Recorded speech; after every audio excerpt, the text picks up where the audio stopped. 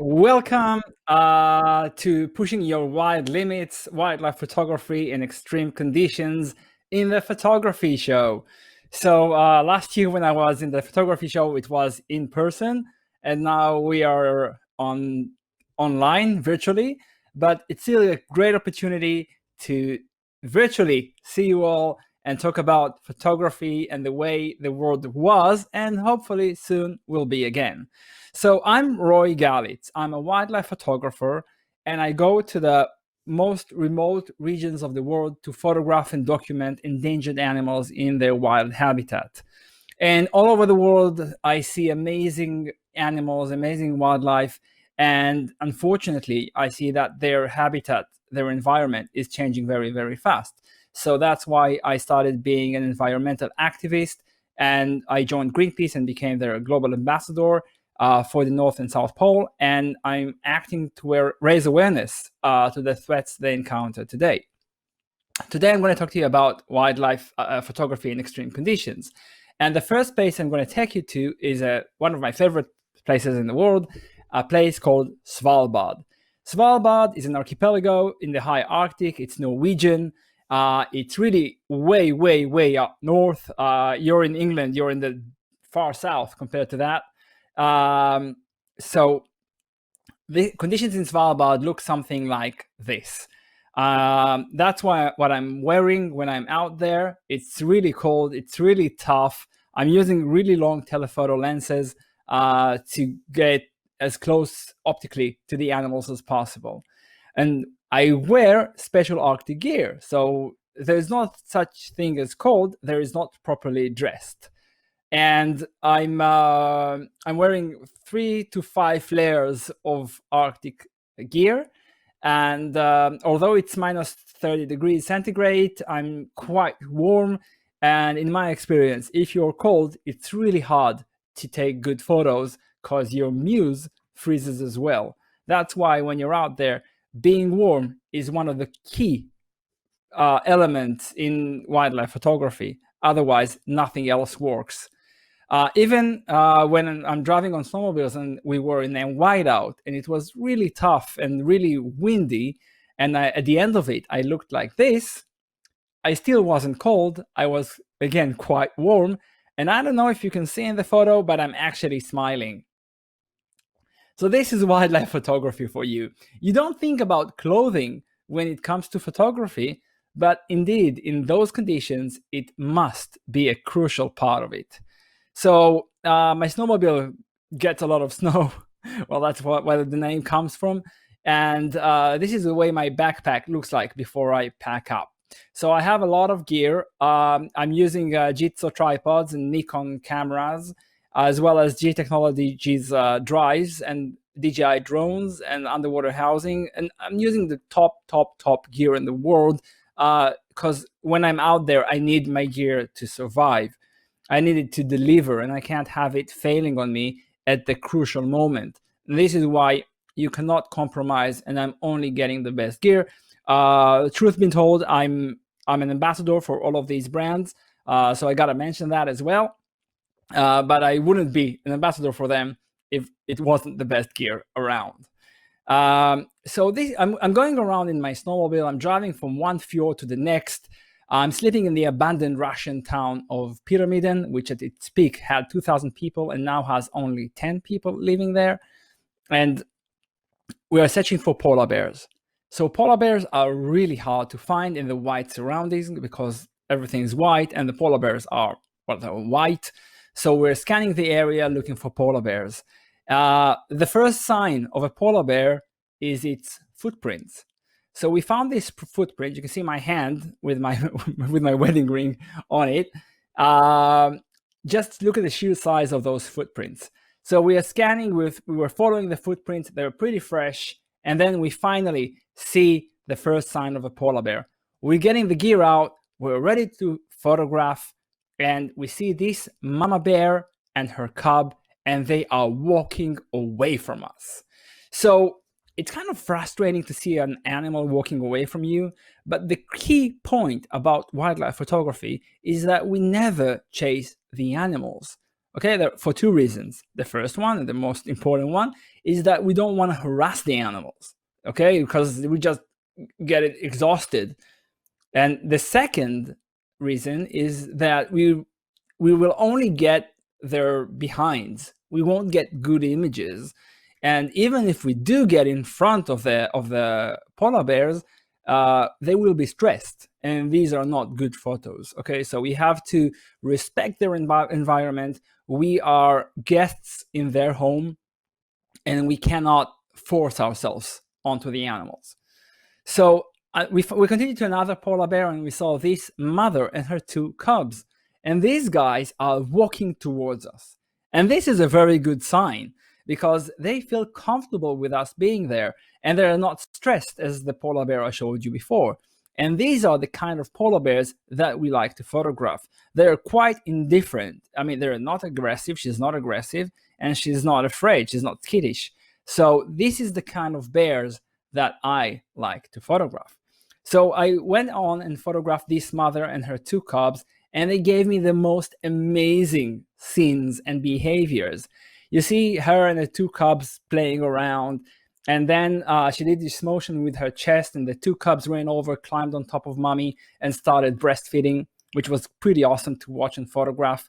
And then she was really tired and fell asleep, well, like all mothers are after breastfeeding. And actually, when an animal falls asleep in front of you, this is the best compliment that, as a wildlife photographer, I can get, because that means that this animal trusts me with her eyes wide shut, literally. Okay, you don't go to sleep if you're stressed, and she is perfectly relaxed. And I know that in this case, I can work with this polar bear for days now. So after the polar bear's cubs woke up, they started running around like kids do, and they kept on breastfeeding, and this went on and on and on. But mother bear has to eat, because she hasn't eaten for the last 5 months since she had those cubs in December in dark Svalbard in a maternity den. But she is starving, and this is her food. This is a ringed seal.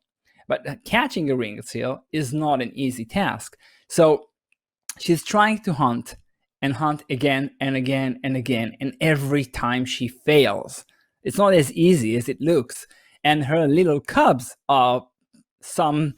carry some of the blame, because you can see that in this photo, they keep playing around and moving. And whenever they move, they compress the snow, transmit the sound to the ice and then to the water. And then the seal hears it and goes to the next breathing hole, hoping not to become dinner.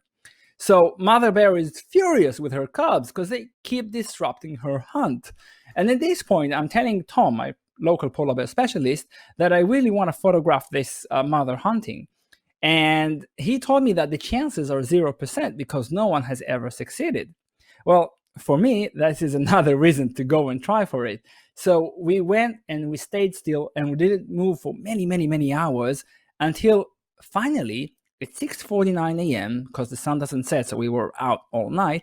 6:49 a.m., we heard a splash, and we saw this polar bear mother caught something, and she's pulling it out of the ice.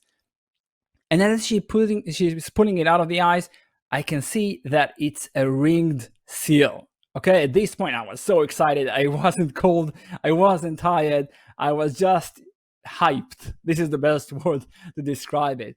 So this photo is the first photo ever in history of a polar bear catching a seal through its breathing hole. There were images, but on sea ice in the summertime. But this is the first one in the wintertime. So I was truly excited to get this photo. And after I published it, it got a really huge buzz among the professional wildlife photographer community. And people said that I was really lucky, and which I was. I was lucky. I'm not against luck, but I also believe that we create our own luck. So if you try more and more and more times, if you spend as many hours in front of the animal as you can, if you wait patiently, and you're ready when the action comes, you're going to have a lot of luck. I can promise you that. So this is the key for luck. It's persistence and readiness. And this is how you get lucky. And what I like about this photo is that on the one hand, it's really violent because the polar bear is actually killing the seal. On the other hand, it's very maternal, the way she's hugging the seal. Plus, you have the lesson of the cub behind her, which is also pretty cool. So after that, they had seal takeaway. They had their breakfast, and the little cub is bragging on its mother, and she's sticking her tongue out and tells mommy thanks. In 2018, I saw this male walking around, and he was searching for a female. He sensed she was there thanks to the pheromone that she releases, and she knows that she's in heat. And this is the beginning of a courtship dance. So this is the beginning of a honeymoon. And the female goes to sleep, and she's kind of tired, and the male is like a puppy sitting next to her and whining, waiting for her to wake up. And then finally, when she wakes up, they mate, which is also really cool and really rare. So I was super excited to see that. After the mating, the male needs to cool things down. So he's doing these kinds of yoga postures, as you can see here. And then they both walk their separate ways and will never see each other again. Okay, because the female raises her cubs by her own, and the male goes out to look for other females. In 2019, I was there again. So I'm going there 3, 4, 5 times a year. I'm guiding photography workshops over there. And in 2019, I saw this male fighting with another male. And this guy is injured, but he's the winner. So the other guy looks worse. And he found the female. We already know this dance. So they start their courtship, their honeymoon. And this guy's a little bit more aggressive than the previous one. And we had this terrible whiteout. But these whiteout conditions that were really tough to be in actually provided some really nice atmosphere for photography, kind of minimalistic images. Some of them actually won international awards in the art world. So this is kind of cool. The behind the scenes look like this. So this is me with the tough wind that I had. So photographing in these kind of conditions, the wind is one of the biggest obstacles. So I take off the hood of the lens because it catches a lot of wind, and I try to lower my camera lower than usual. I'm trying to avoid the wind as much as I can in order to get good and sharp images and videography. And then I got some more mating, and I don't know what to tell you. Polar bears see me and they just want to mate. I don't know if I'm a muse for them or not. So after the mating, the male does his thing, and also we had an Arctic fox nearby, which is also pretty cool. So behind the scenes, it looks like this. Here you can see my lens, the 600mm f4 by Nikon, without the hood on, just to get the least wind effect on the camera and the lens. And this is another image behind the scenes. You can see that I'm trying to get as low as possible to get those unique angles. I'm using, again, the warmest hat I could find, 2 layers of gloves. I'm using the Jitsu tripod to get as low as possible. And here I'm with the Nikon 800mm f5.6 to get those nice backlit images from below. And then you get the most unique images.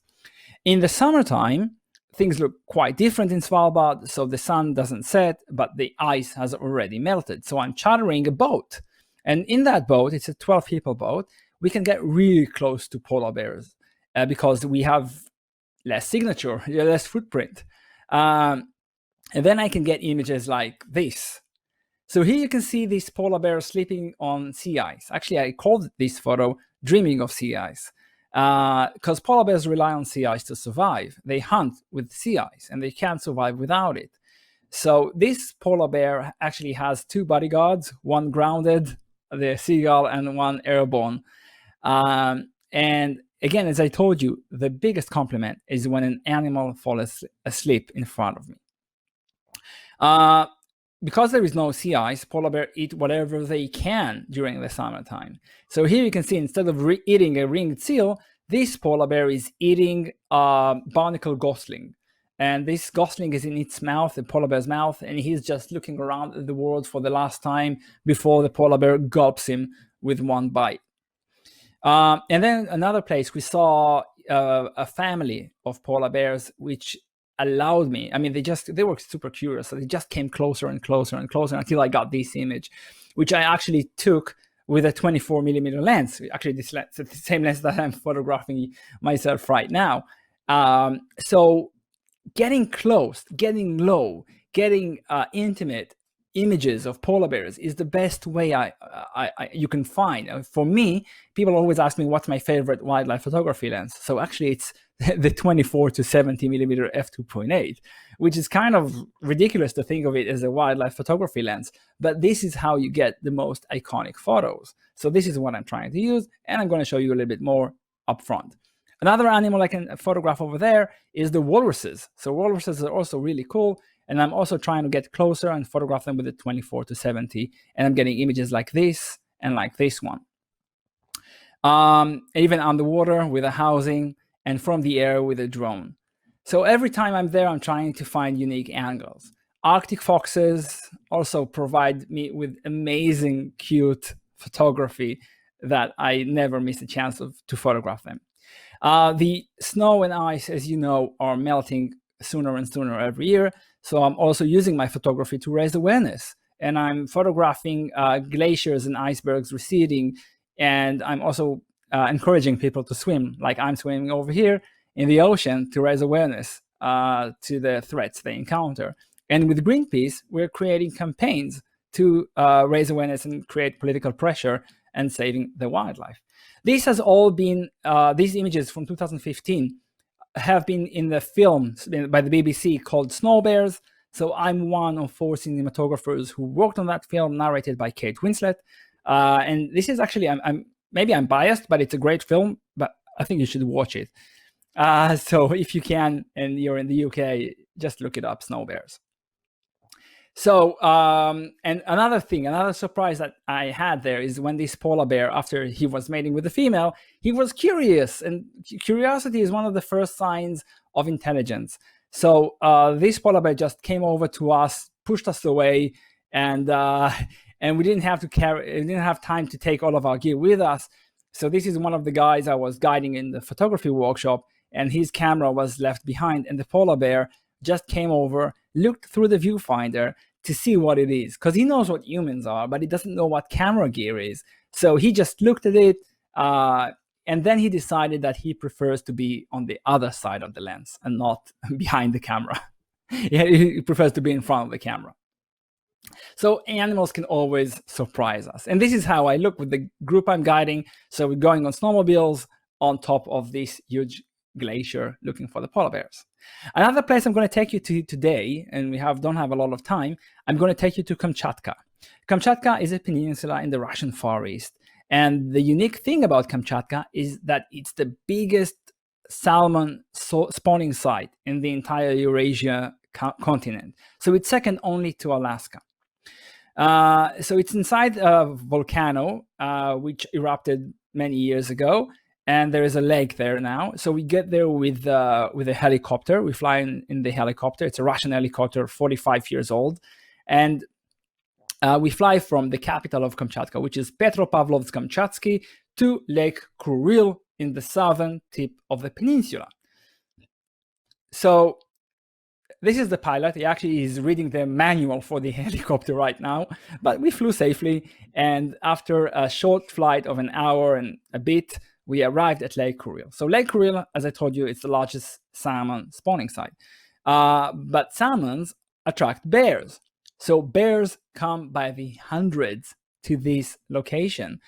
This is me with the bears around. And you can really see the amount of bears is just mind-blowing. And you can get quite close because they don't care about you. They're too busy eating salmons. And from above, it looks like this. So this is an image I took with a drone, with the DJI Mavic 2 Pro, from the top down. And here you can see just a vortex of salmons. This is mind-blowing. And somebody said in an earlier talk that I gave that this is a lot of sushi. Okay, so it all depends on your imagination. And then I took a photo of a bear inside all that salmon. So this is, again, quite mind-blowing. So each bear has its own, or his or her own hunting method. Some like to hunt the salmons in the shallow waters of the streams, and some like to go for the deeper waters of the edge of the lake. Actually, I really like this photo. This image was on the cover of Wildlife Photographic magazine, and this bear is super motivated, as you can see. And then they catch the salmons. And by the way, this photo was on the cover of Nikon Pro magazine. So you can see the bear is really happy, and the salmon isn't as much. And this is another photo of bears play fighting, which is also really cool. So they determine their hierarchy through those dances. And then you get some aggressive moments, and sometimes you get some romantic moments. But these are bears. So bears are really, really social animals in the terms that they hang out together when they need to. When they don't need to, they just keep apart. So Lake Kuril is also a great place for cubs, because there are a lot of cubs, and cubs are really curious. And I wanted to get a close-up image of the mother and cub. And I got this photo at sunset with Lake Kuril in the background and the volcano. And you can even see a salmon just breaching out of the water behind the mother and her cub. This is what it looks like behind the scenes when I'm photographing there. So in order to photograph in the cold water, which are 4 degrees centigrade, it's snow melt water, I have my waders. So it's like fisherman's pants, and I'm wearing that so I'm not getting wet. And it's quite nice and warm inside.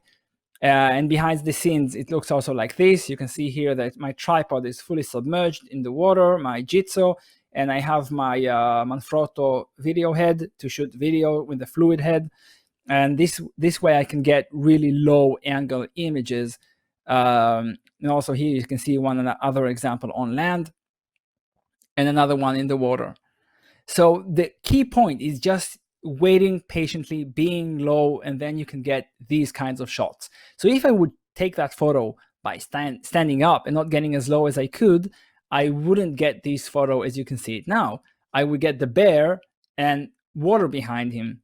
But now, thanks to the low angle, I have the bear jumping at the salmon. I'm actually lower than the bear, and you can see the dark background of the forest behind the bear, which is a way better image than it could have been if I just stood up.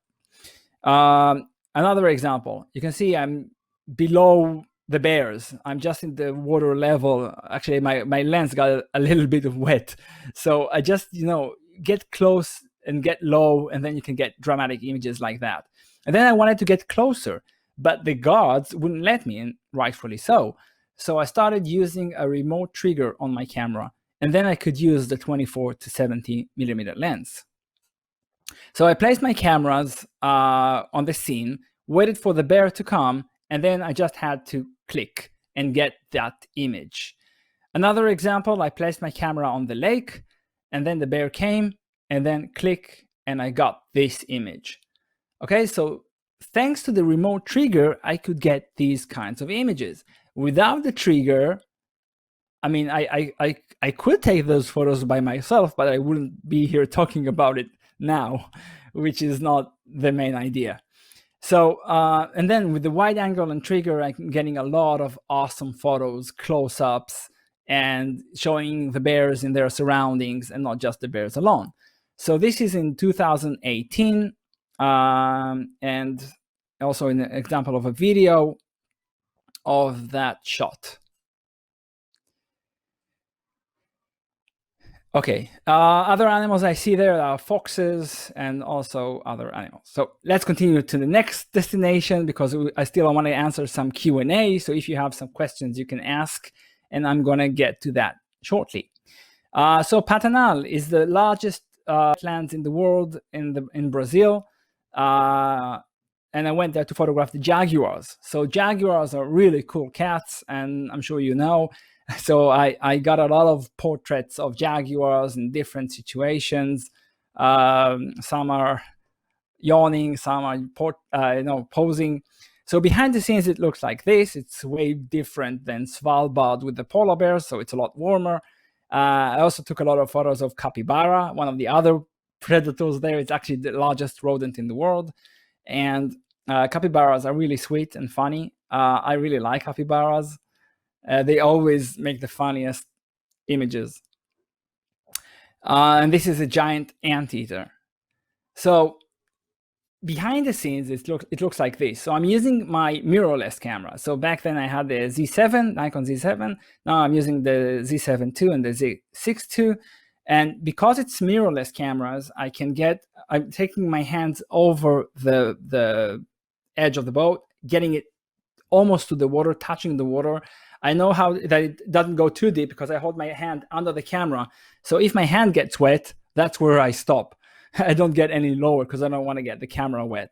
And then I'm getting images like that. Okay, so my hand is touching the water and the lens is practically water level. And then you get those unique images from the eye level of the animals. So this is, and again, another huge challenge that got a nice solution thanks to mirrorless cameras. Before the mirrorless cameras, I could get that as well with the D850, but the focus is way slower than with the new mirrorless cameras. So the tilted screen, holding your hand down, and then getting those unique angles is quite an achievement. Okay, for me as a wildlife photographer. So it's quite exciting to watch.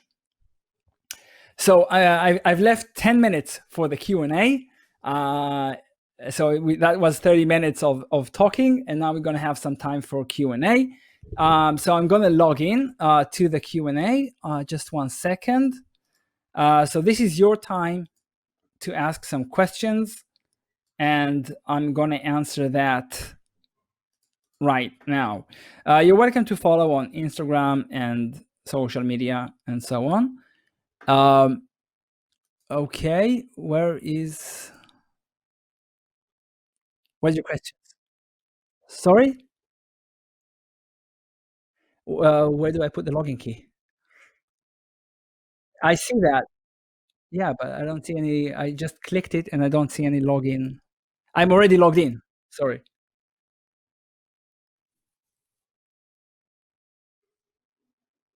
Are there any questions? Maybe I just left too much time. I have the login key copied, but I don't see. I see on the side, ask your questions here, and I see up next.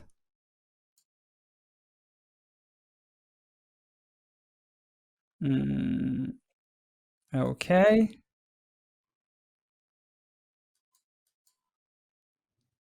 So I don't. Can you check if there are any questions? Because I can't see any questions. If we have time, I can talk about another location.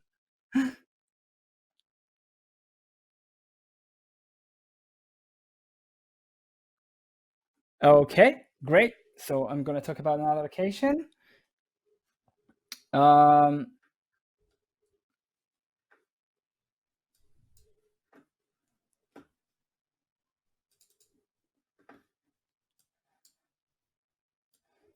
So I'm going to talk about Antarctica.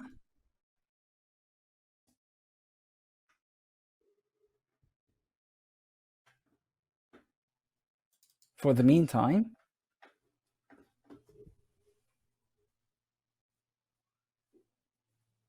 Wait. Just a sec.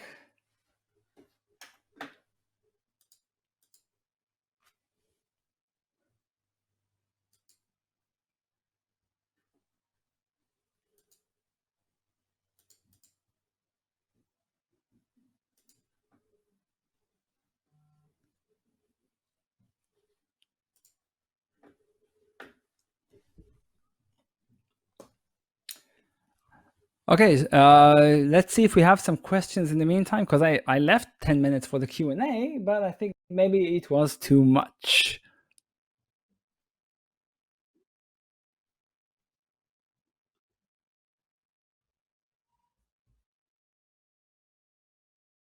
Okay, so let's talk about Antarctica. We can. So just waiting for that slideshow.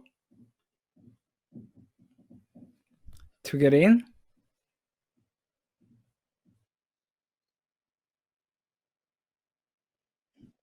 Okay. So let's, you know what? Let's do something like that. I'm going to tell you the questions that I'm usually being asked. Um, okay. So you can just turn off the screen share. I see the questions. Okay, great. Thank you so much, Sophie.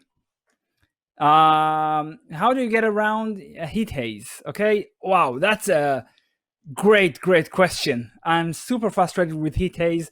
Heat haze is one of the biggest troubles when shooting with a long telephoto lens. Also in Svalbard, I can tell you it's not just in Africa, it's everywhere, even at minus 40.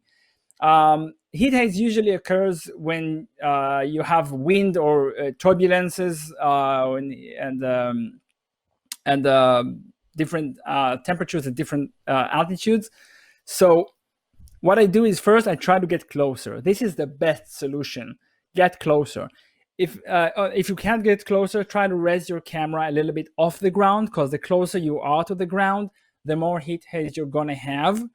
So that's another option. And of course, there is another option to shoot in the morning or in the evening where there is less heat haze. But heat haze is a problem, I can tell you that. There is not a lot of things to do around it. Atmosphere is a terrible thing when you photograph, but it's a great thing when you need to breathe. So there is a plus and a minus to it. Another question, Emiliano Villani. Really appreciate your work. What would you suggest to a beginner? So what I would suggest is the most crucial thing about photography is practice. Practice. The more you go out there, the better you get. So just go out there as much as you can, photograph as much as you can, post it to Facebook or other forums and get reviews and critiques and tips to improve. And this is the best way to learn. Okay, so just get out there and shoot. Katie asked, how did you get into wildlife photography, and what would you advise people who want to get into wildlife photography?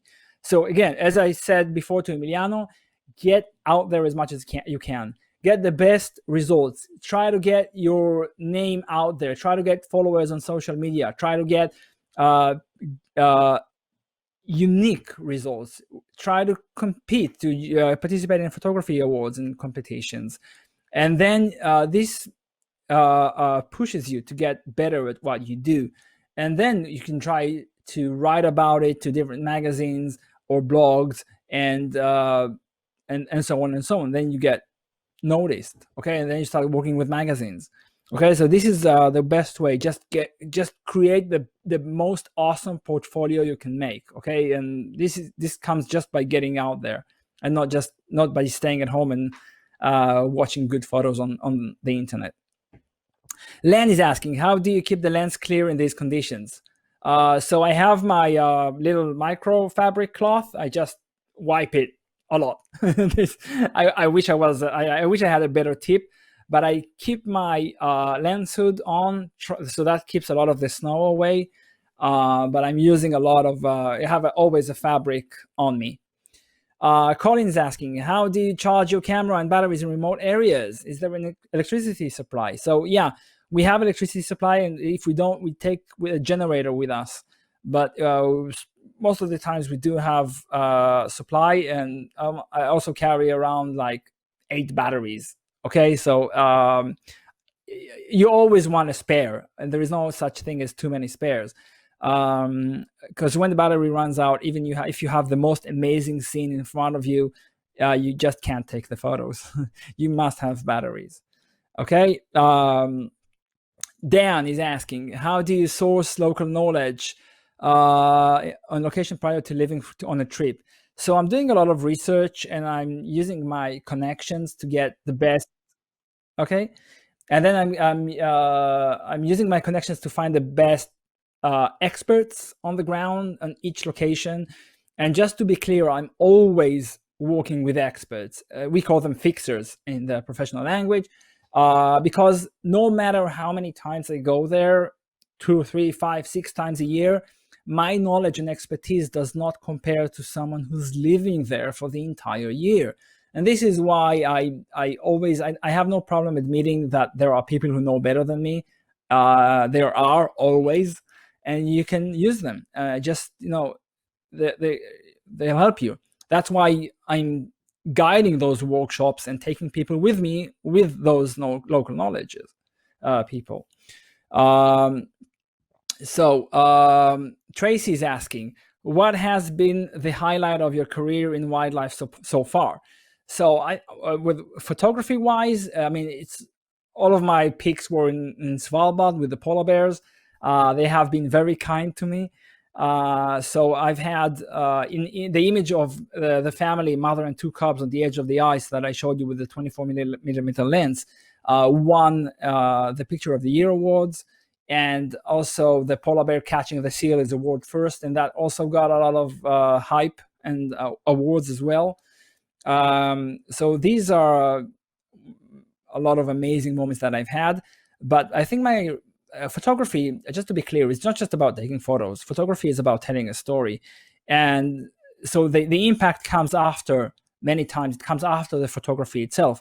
So last year, I gave a talk at the United Nations about wildlife and conservation on World Wildlife Day. That actually is March 3rd, was just a couple of days ago. And I think that I would consider the top of my career, just speaking at the United Nations in front of leaders and ambassadors and people who can make a difference, because that's what I'm trying to do. Yeah. Nicola is asking, polar bears are known to be very dangerous. How do you ensure your and your group safety? So the local bear specialist that I told you about, he knows how to deal with the bears. So he has a flare gun and he has a gun, and we never used any of those, and we don't want to use any of those. The key is just he knows when it's safe and when it's dangerous. So when it's dangerous, we keep away from the polar bears. And when it's safe, we get a little bit closer. And we are always on alert. So we are always near the snowmobile, and he always on his hand on the throttle, just in case we need to start and go. So there are safety measures, and of course, safety is the most important thing when taking photos of wildlife, because nothing's worth it if you're not alive to show the photos. Okay, so this is how we keep the safety issue, and this is again crucial part. Also in Kamchatka with the brown bears, we have inspectors from the Russian Nature Authority, and they're also taking care of safety. Richard is asking, how well does the equipment fare in extreme temperatures? That's a good question. So in really negative temperatures like minus 40 degrees, batteries are again one of the most crucial issues. This is why I have a lot of batteries always with me in my pockets, and anytime just changing, like changing a magazine, just put a new one in and keep the others warm, okay? Because when you keep it warm, it will last longer. So this is the key. I mean, just keep your batteries warm and have a lot of spare batteries. The rest performs quite well. Just batteries are the main concern, okay? So don't worry about the rest of it. So how did Katie is asking, how did I get into wildlife photography? So I have less than a minute. So I will tell you that, again, as I mentioned before, I tried to create the best images that I could, and then I started talking about it and giving talks and public speaking and working with magazines and doing the films. So I've got 3 projects in the BBC already, and this is an amazing experience that I've had. And it all has to do with going to the most unique locations, creating the most iconic images and videography that you can, and then sending it out and getting noticed. There is no secret. It's a lot of hard work. I can't express how much, and you're going to have a lot of frustrations. But if you, like I said, with being lucky with the photography, you have to be persistent and patient and ready, and then you're going to have a lot of luck in that as well. Thank you very much. The photography show. I hope to see you live and in person soon.